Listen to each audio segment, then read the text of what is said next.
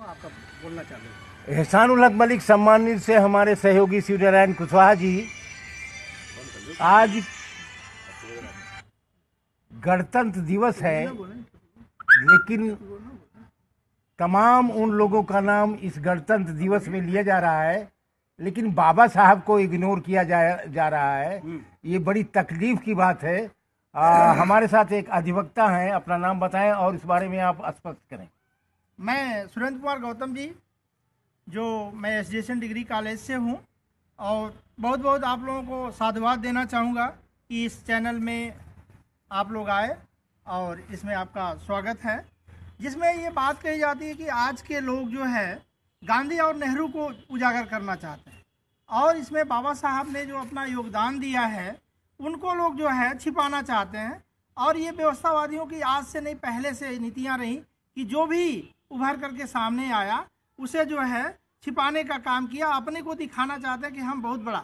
बाबा साहब ने जब संविधान की ज़रूरत हुई, जब अंग्रेज़ों ने जब यहाँ पर छोड़ के जाने की बात आई, तो अंग्रेज़ों ने एक शर्त रखा कि जब हम हमारे देश को छोड़ेंगे तो आप जो है कैसे चलाओगे, तो उसके लिए हमें एक लिखित संविधान दो, तब जो है आपको हम देश छोड़ेंगे और आप स्वतंत्र माने जाओगे, आपको आज़ादी देंगे, आपको आज़ादी दी जाएगी।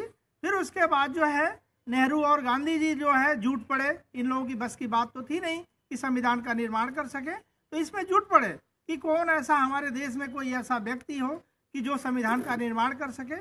इन लोगों ने अपने भारत में ना खोज करके विदेशों में खोजना शुरू किया, जिसमें जो है नेहरू जी की बहन, नेहरू जी ने खुद ही कहा अपनी बहन से कि जरा ऐसे व्यक्ति को ढूंढो, तुम देश विदेश जाती रहती हो, तो ऐसे व्यक्ति को ढूंढो जो हमारे भारत का संविधान को तैयार कर सके। तो उनकी बहन विदेश में गई, जहाँ से बाबा साहब ने अपनी शिक्षा ग्रहण किया था, कोलंबिया यूनिवर्सिटी विश्वविद्यालय के। वहीं के प्रोफेसर ने कहा कि तुम देश विदेश इधर उधर कहाँ ढूंढ रही हो, तुम्हारे देश में ही एक ऐसा विद्वान है जो तुम्हारे भारत का संविधान की रचना कर सकता है। फिर उसके बाद वो लौट करके आती हैं, नेहरू जी से बताती हैं कि हमारे देश में ही डॉक्टर BR अम्बेडकर साहब हैं जो इस संविधान की रचना को कर सकते हैं। इसमें जो है गांधी जी, नेहरू जी और इस कमेटी के अन्य सदस्य बाबा साहब के पास पहुँचे और उनको ये चीज़ कि संविधान की रचना करने के लिए उनको जो है अनुग्रह करते हैं, उनसे विनती करते हैं कि हमारे देश को आज़ादी चाहिए, तो एक आप ही ऐसे व्यक्ति हो जो संविधान की रचना कर सकते हो और हमें स्वतंत्रता दिला सकते हो। और इस संविधान सभा का अध्यक्ष बनाया, और उनको जो है एक कमेटी बुलाई गई जिसमें बाबा साहब को संविधान सभा का अध्यक्ष बनाया गया। और उसमें जो मेंबर्स थे कोई किसी ने साथ नहीं दिया, केवल कहने के लिए है, क्योंकि ये खाना पूर्ति की जाती है कि किसी भी कमेटी का निर्माण किया जाता है तो अध्यक्ष, उपाध्यक्ष, मंत्री, कोषाध्यक्ष ये सब होते हैं। तो केवल ये नाम मात्र की चीज़ें बनाई गई, जिसमें जो है काम पूरा का पूरा बाबा साहब को करना पड़ा। लेकिन इन व्यवस्थावादियों ने उसमें जोड़ते हैं कि राजेंद्र प्रसाद ने ये काम कर लिया, अन्य लोगों ने काम कर लिया, ऐसा कुछ भी नहीं है।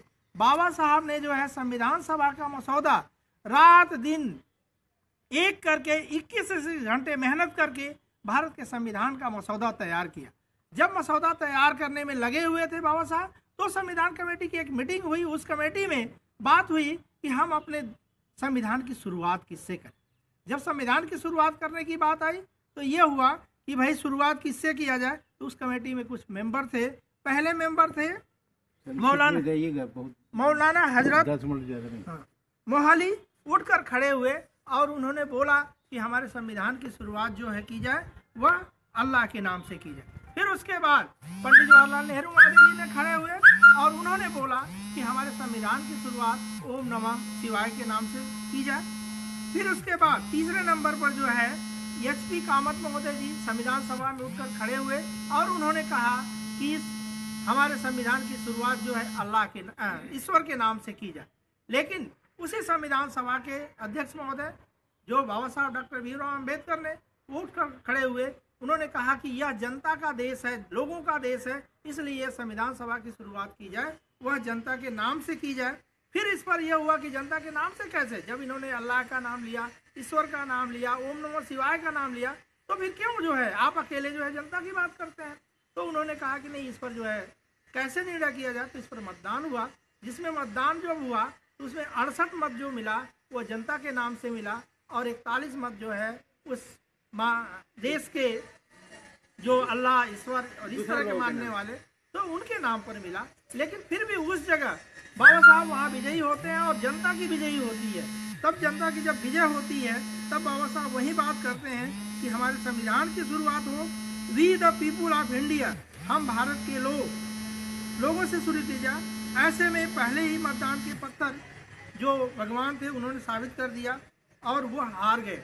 जब हार गए तो इसमें जो है बाबा साहब जीत गए और आगे बाबा साहब के समझ में आया कि जो हमारे देश के व्यवस्थावादी लोग हैं वो जो है संविधान के कुछ जो है बदल सकते हैं, भारत के नाम को बदल सकते हैं। तब उन्होंने कहा कि संविधान के कॉलम 395A में उन्होंने वर्णित किया, अनुवाद किया और कहा कि India that is the Bharat, यानी हमारे देश का नाम जो है भारत के नाम से पुष्टि की गई। और इस पुष्टि को जो है ये किया गया कि कभी ये जो है अपने देश के नाम को दूसरा नहीं, भारत तो भारत ही रहेगा। तो इस क्रम में ढेर सारे जो है विडम्बनाएं भी की गई। जब यही बाबा साहब, जैसे अमेरिका जो है इनको कहता है सिंबल ऑफ नॉलेज, लेकिन हमारा भारत के लोग जो व्यवस्थावादी लोग हैं कभी इनको जो है कोई श्रेय नहीं। सवाल ये होता है कि उस समय पार्लियामेंट में या संविधान कमेटी में कोई ऐसा व्यक्ति नहीं था जो बाबा साहब की तरह पढ़ा लिखा हो।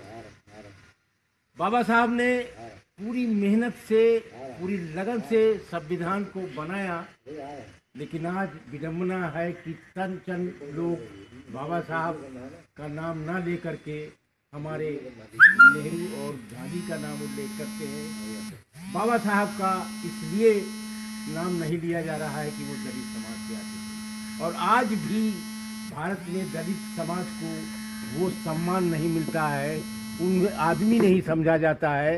ये बड़ी विडम्बना हमारी देश की है। मैं तमाम उन दलित समाज